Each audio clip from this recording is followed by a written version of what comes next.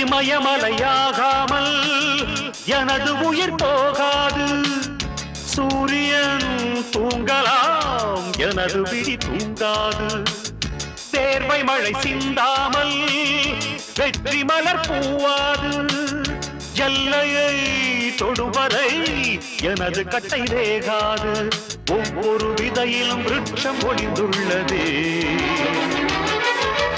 ஒவ்வொரு விடியலும் எனது பெயர் சொல்லுதே. பணம் புகழும் உனது கண்ணை மறைக்கிறதே.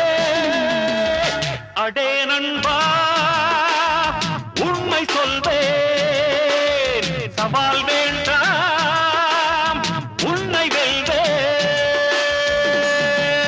வெற்றி நிச்சயம், இது வேத சத்தியம்.